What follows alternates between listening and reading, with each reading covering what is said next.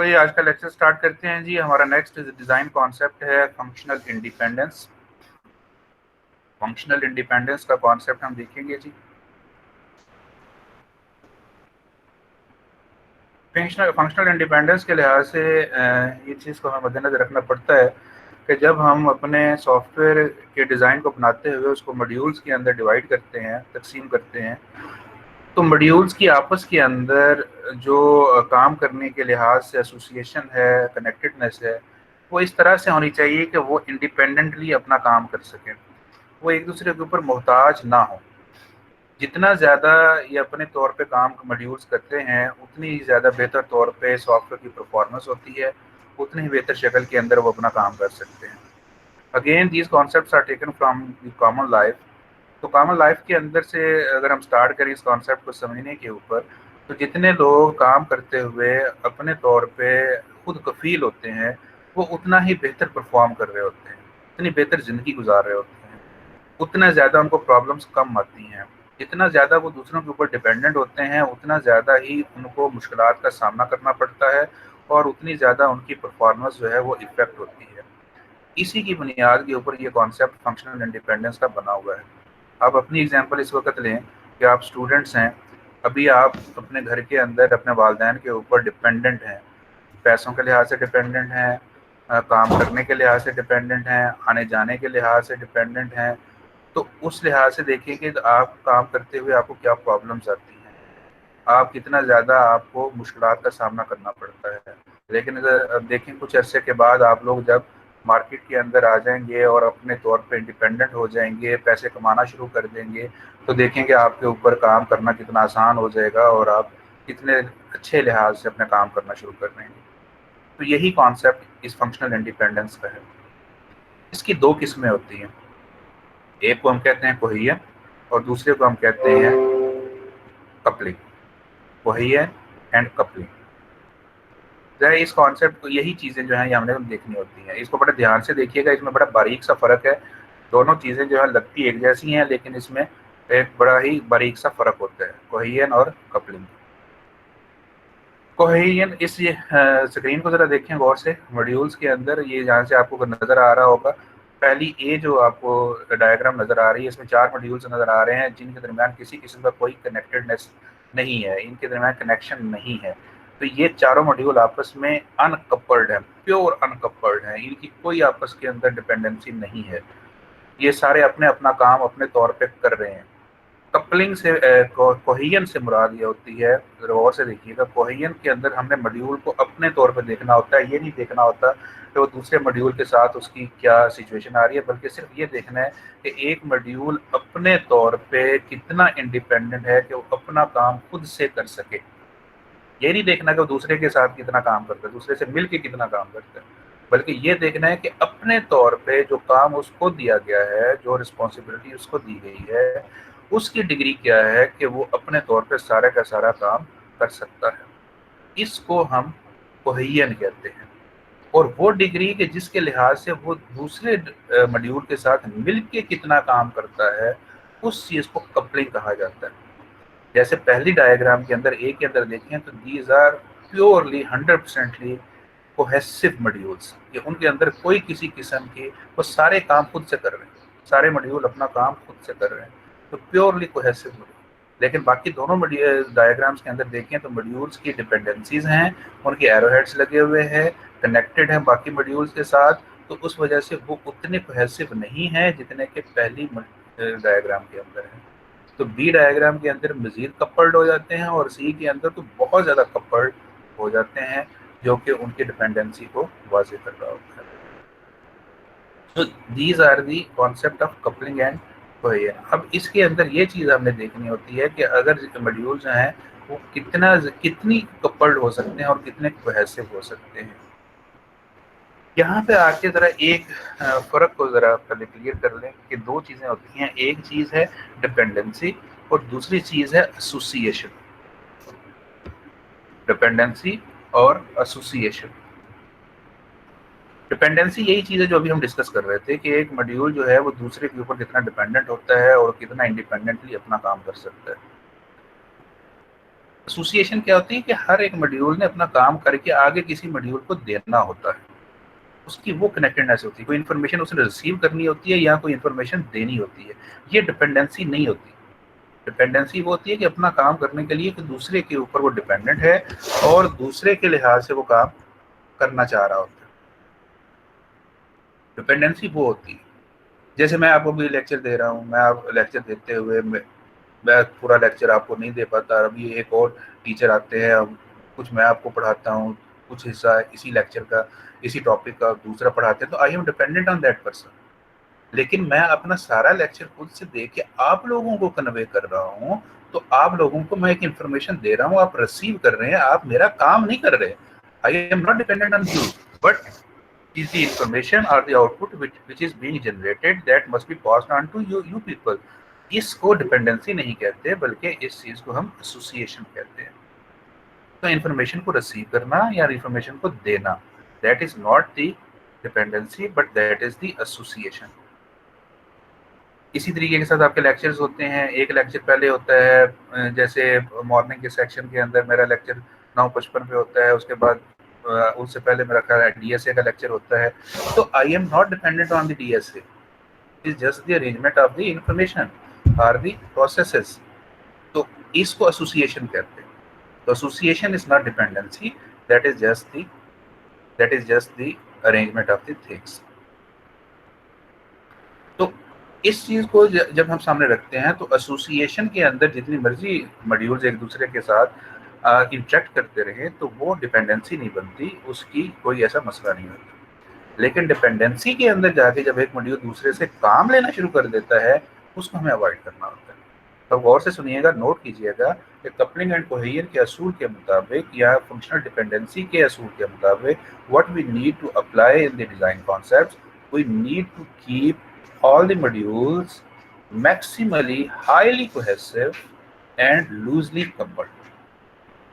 यानी कि design concepts को अप्लाई करते हुए हमारी कोशिश होगी कि हमने मॉड्यूल्स को जितने ज्यादा से ज्यादा कोहेसिव रख सकते हैं, इंडिपेंडेंट रख सकते हैं, वो रखने हैं, और जितना कम से कम कपल्ड रख सकते हैं वो कपल्ड रखने। यानी कपलिंग अवॉइड करनी है और कोहेसिवनेस हमने मेंटेन करने की कोशिश करनी है।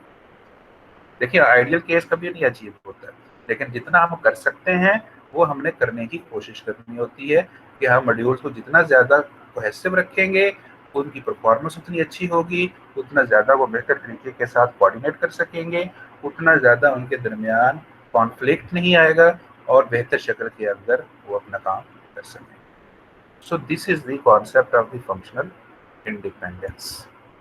जी, इस कॉन्सेप्ट की समझ आई है जी?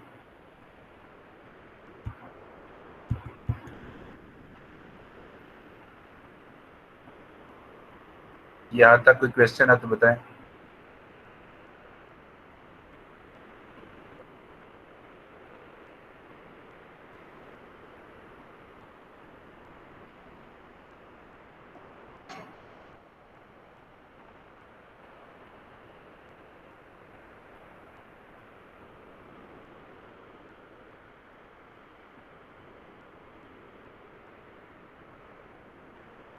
ये कंप्लीटली इंडिपेंडेंट नहीं रख सकते, क्योंकि कनेक्शन फिर भी एस्टेब्लिश करते हैं। आइसोलेशन के अंदर कोई चीज़ नहीं चलती।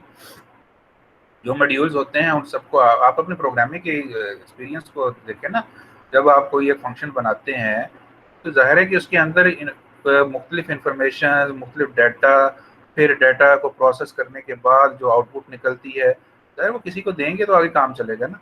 उसको रोक के लेके बैठे रहेंगे वो तो नहीं होगा। और कम से कम और कुछ नहीं है तो आपने अपने यूजर्स को तो वो इन्फॉर्मेशन देनी है ना, जिसने जो प्रोसेस करवाया होता है।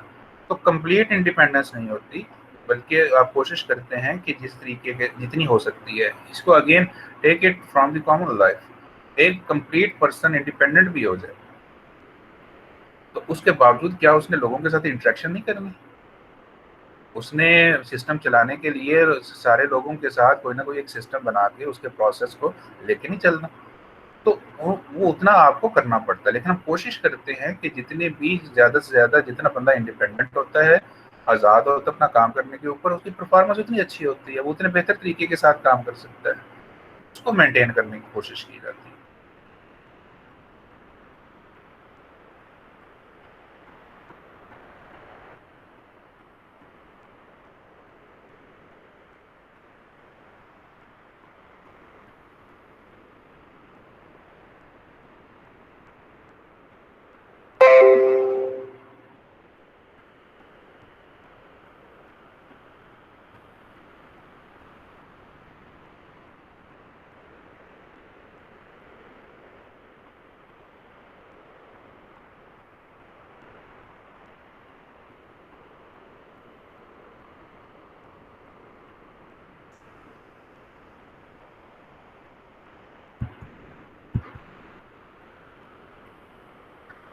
और ये with this that is the end of the design concepts. यहाँ पे डिज़ाइन कॉन्सेप्ट्स कंक्लूड होते हैं।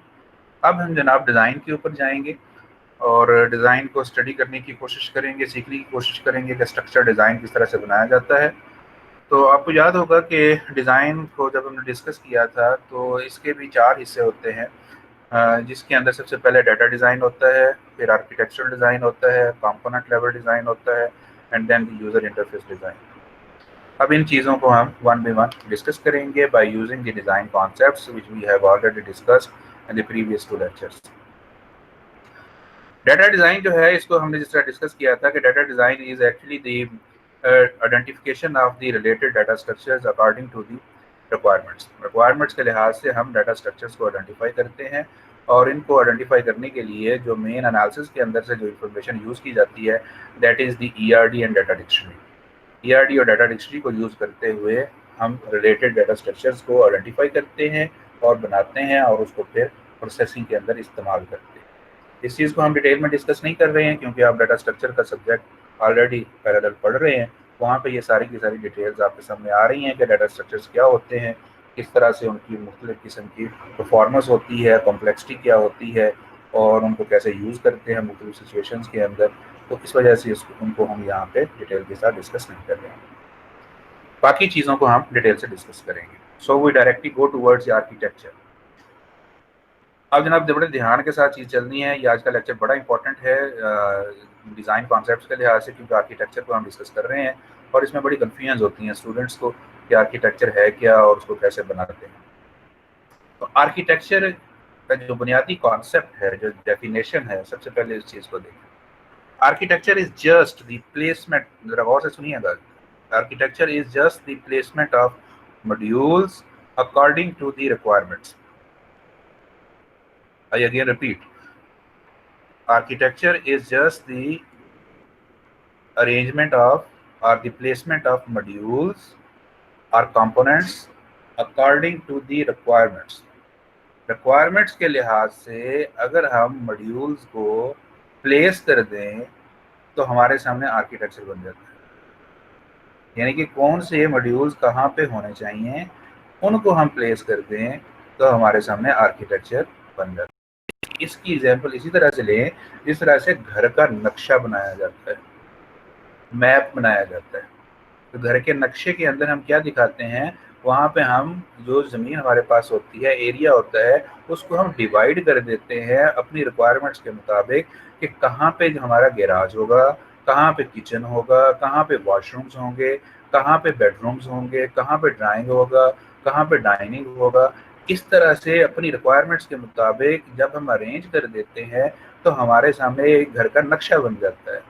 और इसी तरह से अगर इस तरह से हम ये डिवाइड कर दें, सॉफ्टवेयर के लिहाज से डिवाइड कर दें कि हमारे पास कौन सा सॉफ्टवेयर का हिस्सा होगा जो इनपुट्स को डील करेगा, वो कौन सा हिस्सा होगा जो आउटपुट्स को डील करेगा, वो कौन सा होगा जो प्रोसेसिंग को डील करेगा, वो कौन सा होगा जो डिसीजन मेकिंग को प्रोसेस करेगा, देखेगा, तो ये क्या होगा, this will be the architecture in software.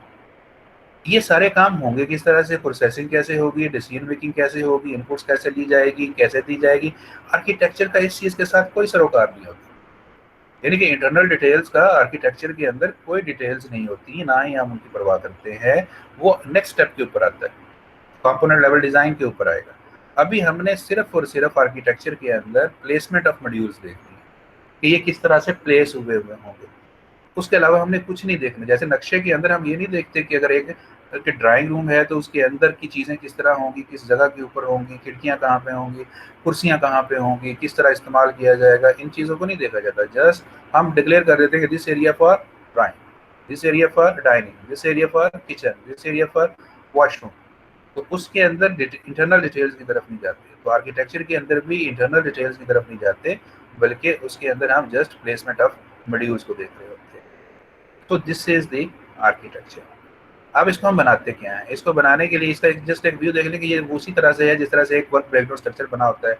ये जैसे आपको स्क्रीन इस वक्त नज़र आ रही होगी, इस तरह से हम एक आर्किटेक्चर बना लेते हैं, यानी कि उसके अंदर डिवीजन कर लेते हैं, मॉड्यूल्स को अरेंज करते हैं। कैसे करते हैं, इसके लिए हम ये केस स्टडी देखेंगे स्ट्रिंग कन्वर्जन सिस्टम की। जैसे स्ट्रिंग कन्वर्जन सिस्टम की स्क्रीन आपको नज़र आ रही है जी?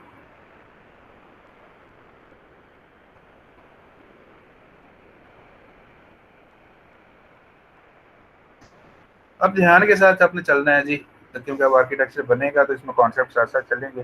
स्लाइड्स के अंदर आपको दे दी जाएंगी, उसके अंदर अलग से भी कॉन्सेप्ट्स होंगे, लेकिन हम डायरेक्टली केस स्टडी को यूज़ करते हुए कॉन्सेप्ट्स को इस्तेमाल करेंगे और सीखेंगे कि आर्किटेक्चर कैसे बनता है।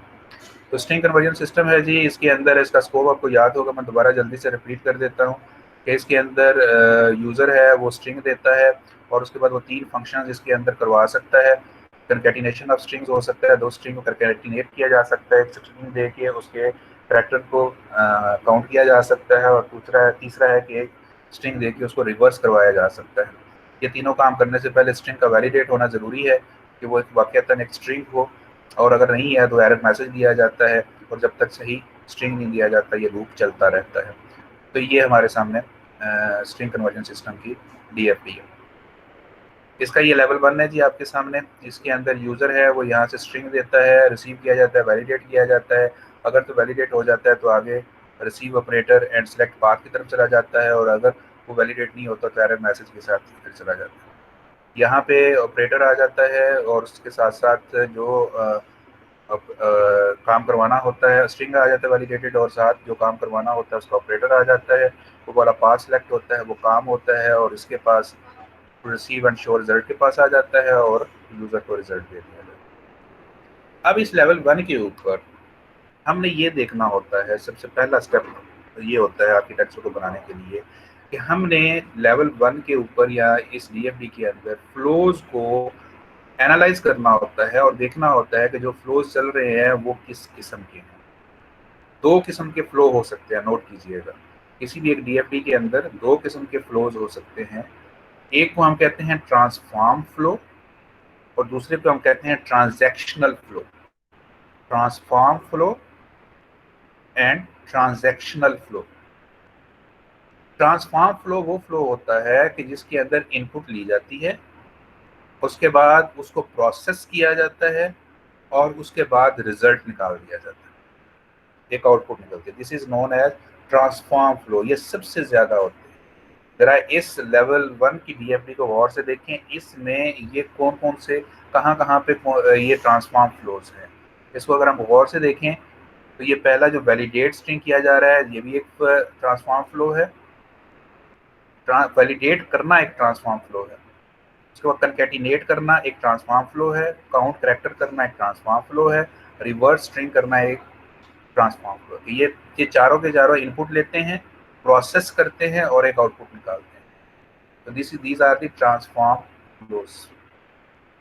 ये ट्रांसफॉर्म फ्लो क्या होता है? जो कि सिंपल प्रोसेसिंग करते हैं, इनपुट लेते हैं, प्रोसेसिंग करते हैं और आउटपुट निकाल देते हैं। These are the transform flow. दूसरा होता है ट्रांजैक्शनल फ्लो। ट्रांजैक्शनल फ्लो क्या होता है कि ये इनपुट रिसीव करते हैं, और इनपुट रिसीव करने के बाद डिसीजन मेकिंग करते हैं। वहां से आगे बहुत सारे पाथ निकल रहे होते हैं, मल्टीपल पाथ निकल रहे होते हैं, और उनमें से कोई एक पाथ सिलेक्ट होना होता है on the base of the evaluation of the input.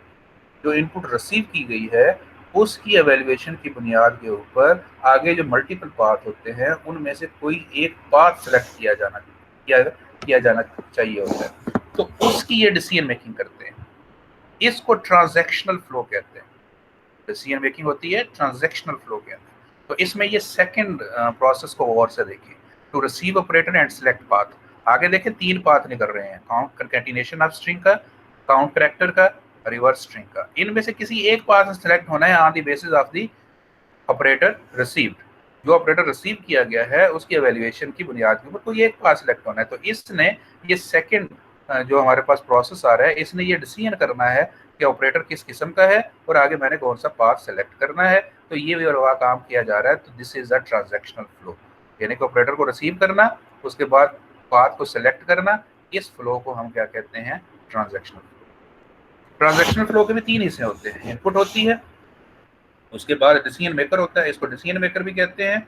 Note कीजिएगा, इसके मल्टीपल नाम्स हैं। ये डिसीजन मेकर भी होता है, इसको डिस्पैचर भी कहते हैं, इसको ट्रांजैक्शनल सेंटर भी कहते हैं। इस प्रोसेस ने ये डिसीजन करना है कि आगे पाथ कौन सा सेलेक्ट होगा on the basis of the received input. उसको ट्रांजैक्शनल सेंटर भी कहते हैं, उसको डिस्पैचर भी कहते हैं, और इसको इसको ट्रांजैक्शनल सेंटर, डिस्पैचर और डिसीजन मेकर, ये सारे नाम इसको दिए जाते हैं। और आगे इसके एक्शन पाथ्स होते हैं। इसको ये जो 3 पाथ इसके यहाँ पे निकल रहे हैं, these are known as the action paths. 3 हिस्से हो गए, input, dispatcher, decision maker, transactional center और आगे एक्शन पाथ। इस तरह ये वैल्यू पहले को भी देखें, ये भी एक ट्रांजैक्शनल सेंटर है, क्योंकि ये इनपुट रिसीव कर रहा है, उसके बाद यहाँ पे प्रोसेसिंग हुई, प्रोसेसिंग के बाद आगे 2 पाथ निकल रहे हैं, या तो स्ट्रिंग वैलिडेट होगा या इनवैलिड होगा। तो कोई एक पाथ सिलेक्ट होगा तो then again this is the transaction center, यानी कि यहाँ पे प्रोसेसिंग भी हो रही है, ट्रांसफॉर्मेशन भी हो रही है, वो अलग हो रही है, और उसके बाद ट्रांसफॉर्मेशन होने के बाद फिर आगे ट्रांजैक्शन भी हो रही है। तो इसके अंदर नेस्टेड है, ट्रांजैक्शन नेस्टेड है। तो यहाँ इस पूरे के अंदर अगर हम देखें तो हमारे पास 4 ट्रांसफॉर्म फ्लोज हैं और 2 ट्रांजैक्शनल फ्लोज हैं। तो this is the concept of the transactional flow and transformational flow. ये कॉन्सेप्ट क्लियर हुआ है जी, ट्रांजैक्शनल का और ट्रांसफॉर्मेशनल का।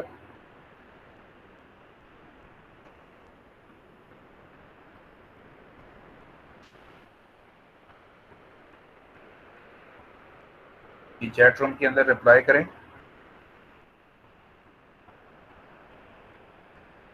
ओके, अब देखें जनाब, इससे हम आर्किटेक्चर कैसे बनाते हैं। देखिए इसके अंदर सबसे पहला आपने काम ये करना होता है, क्योंकि सबसे ज्यादा ट्रांसफॉर्म फ्लोज होते हैं, तो आपने ट्रांसफॉर्म फ्लोज को आइडेंटिफाई कर लेना है। अब 4 फ्लोज यहाँ पे हमने आइडेंटिफाई कर लिए हैं। अभी सिर्फ ट्रांसफॉर्म फ्लोज पे गौर करें, ट्रांजैक्शन के अंदर हम क्या करते हैं उसको हम बाद में देखेंगे, पहले ट्रांसफॉर्म फ्लोज को सिर्फ देखें। तो एक वैलिडेट स्ट्रिंग का हमारे पास यहाँ पे ट्रांसफॉर्म फ्लो है, और 3 हमारे पास ये है कंकैटिनेशन का, काउंट करैक्टर का और रिवर्स स्ट्रिंग का। 3 हमारे पास ये वाले ट्रांसफॉर्म फ्लो है, तो टोटल 4 हैं। इनको जब हम मैप करेंगे तो जरा गौर से देखिए कैसे मैप कर रहे होंगे कि हम सब टॉप के ऊपर स्ट्रिंग कन्वर्जन सिस्टम ले लिया। जब ट्रांसफॉर्म फ्लोज की हम बात करते हैं तो इसके 3 हिस्से हमने अपने पास से कर लेने हैं, और उनके हमने मॉड्यूल्स लगा देने हैं। ये हम अपने पास से लगाएंगे, बाय डिफॉल्ट लगाएंगे कि input controller, processing controller, output controller. किसी भी ट्रांसफॉर्म फ्लोज के ये 3 हिस्से होते हैं, जो उसके इनपुट्स, उसकी प्रोसेसिंग और उसकी आउटपुट। तो इनको अलग करने के लिए हमने ये 3 मॉड्यूल्स अपने पास से लगा लिए, ताकि इनकी बाउंड्री लाइन अलग अलग हो जाए। अब देखें कि काम करना आसान हो जाएगा, प्लेसमेंट ऑफ मॉड्यूल्स या आइडेंटिफिकेशन ऑफ मॉड्यूल्स को करना और उनको प्लेस करना हमारे लिए आसान हो जाएगा, क्योंकि 3 हिस्सों में हमने डिवाइड कर दिया, इनपुट्स को अलग कर दिया, प्रोसेसिंग को अलग कर दिया, आउटपुट को अलग कर दिया। अब इनपुट के नीचे जाके सिर्फ इनपुट्स को देखें, तो इनपुट्स को अगर हम देखें तो ओवरऑल इस पूरे सिस्टम के अंदर यूजर जो है वो 2 ही इनपुट्स दे रहा है। एक ऑपरेटर दे रहा है जो कि इसके पास सेकंड प्रोसेस के पास आ रहा है, और दूसरा स्ट्रिंग दे रहा है जो कि पहले प्रोसेस के पास आ रहा है। तो 2 ही इनपुट्स हैं, तो इन दोनों इनपुट्स को हम इनपुट कंट्रोलर के नीचे लगा देते हैं, ऑपरेटर की इनपुट और स्ट्रिंग की इनपुट। तो ये 2 मॉड्यूल्स हमारे बन गए। तो इनपुट के लिहाज से कि एक ऑपरेटर को डील करेगा और दूसरा स्ट्रिंग को डील करेगा। उसके बाद प्रोसेसिंग के आ जाए, आप सिर्फ प्रोसेसिंग को देख लें। प्रोसेसिंग के लिहाज से देखें तो अभी हमने आइडेंटिफाई किया कि 4 ही प्रोसेसेस हैं, एक स्ट्रिंग वैलिडेशन का है और बाकी 3 जो हैं वो ऑपरेटर के लिहाज से हम करते हैं, काउंट करैक्टर, रिवर्स स्ट्रिंग और स्ट्रिंग कंकैटिनेशन। तो उन चारों को हमने प्रोसेसिंग के नीचे लगा दिया। आउटपुट के नीचे हमने आउटपुट का निकाल दिया। 2 ही हमारी आउटपुट्स हैं, एक एरर मैसेज है और दूसरा रिजल्ट है, और उन दोनों को हमने एरर मैसेज और रिजल्ट की शक्ल के अंदर लगा दिया।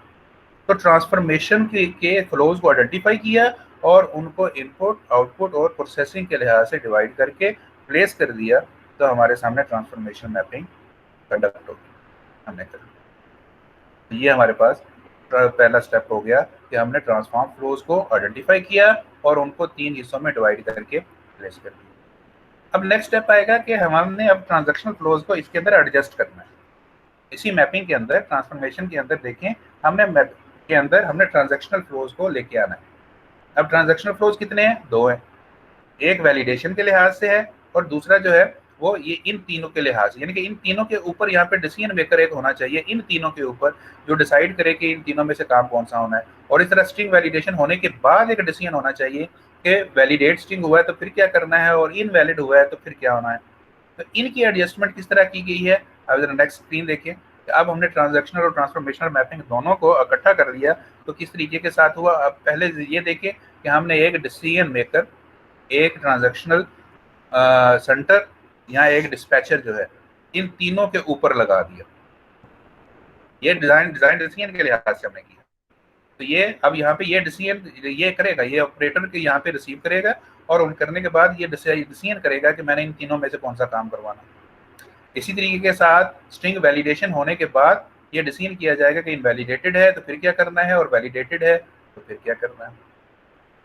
तो हमने दोनों डिस्पैचर जो है इसके अंदर एडजस्ट कर दिए, लगा दी। और हमेशा याद रखें डिस्पैचर कहाँ पे आएगा, अपने एक्शन पाथ से पहले आएगा, इमीडिएटली तौर पे उससे पहले आएगा। तो अब देखें ये तीनों एक्शन पाथ थे तो उससे पहले हमने डिस्पैचर लगा दिया, इस तरह से ये दोनों पाथ थे उससे पहले हमने डिस्पैचर लगा दिया, बाकी चीज़ों को अभी तक हमने वैसे ही रखा हुआ। तो अब ये ट्रांसफॉर्मेशनल और ट्रांजैक्शनल मैपिंग हो गई। तो दूसरा स्टेप हो गया, पहला स्टेप जिसमें ट्रांसफॉर्म फ्लोज को लगाया जाता है, सेकंड स्टेप में ट्रांजैक्शनल मैप के अंदर ट्रांजैक्शन सेंटर्स को या डिस्पैचर्स को एडजस्ट कर दिया गया। और अब तीसरा स्टेप आ जाएगा जिसके अंदर अब हमने कपलिंग एंड कोहेजन के कॉन्सेप्ट्स को अप्लाई करना है और कोशिश करनी है कि हमारे इस आर्किटेक्चर के अंदर फंक्शनल इंडिपेंडेंस मैक्सिमम हो जाए। उसके लिए ज़रा देखें कि ये फाइनल मैपिंग की गई है और ज़रा खुद से ज़रा आइडेंटिफाई करने की कोशिश करें कि हमने कपलिंग और कोहेजन को कैसे एडजस्ट किया। ये टेक सम टाइम जी, 1 to 2 मिनट्स लें, ज़रा इस स्क्रीन को समझने की कोशिश करें कि इसके ऊपर जो फाइनल ये मैपिंग कर दी गई है ये कैसे की गई है, किन चीज़ों को एलिमिनेट किया गया है, किन चीज़ों को रखा गया है, किन चीज़ों को मर्ज कर दिया गया है। तो ज़रा गौर से, और इसमें मेन जो कॉन्सेप्ट अप्लाई किया गया है that is the concept of coupling and cohesion, we try to maintain the high cohesion and low coupling.